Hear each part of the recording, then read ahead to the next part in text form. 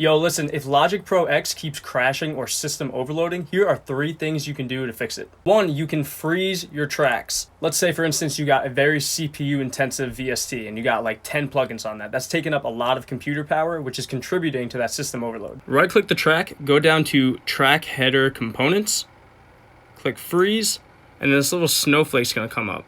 You're going to click that, hit play, and it's going to begin to freeze the track. You'll still hear everything that's going on with that track, but it just basically halts all the plugins in the VST. And then if you want to make any edits, you got to unfreeze it because you can't change anything when a track is frozen. 2, change your buffer size. Buffer size refers to the amount of time it takes for your computer to process audio. A lower buffer size is going to be ideal for recording because it's going to have the least latency, the least amount of time from your voice into the mic, into your interface, into Logic. But it's the highest on the CPU because it's requiring more power to have a low latency signal. The highest buffer size is going to be less CPU intensive, but you're going to have a little bit more latency. I like to keep my buffer size right at 256 no matter what I'm doing, but if my computer is really having a difficult time, I gotta bump it up. 3, and this is very, very important, multi-threading. Now, from my own personal experience, this makes the biggest difference. This tells Logic how to distribute the DSP, or the digital signal processing, of your software and audio tracks. I barely understand it, but what I can tell you, I had it set to playback tracks for a while, and I literally couldn't work on a project. I was getting so many system overloads, it was impossible. I clicked to playback and live tracks, and it's like night and day. 4, here's your bonus tip. It's kind of scary, but commit to audio. Let's say you got a chunky Omnisphere track and you know you love the way it sounds. You know that's how you want it to sound. Why not just commit to it? Bounce it to audio and then you don't have Omnisphere taking up your CPU load. Those are 4 tips to make any DAW run smoother. I just use Logic and I know the terminology, but I'm sure it's the same in any other DAW. Follow me for more shit related to audio.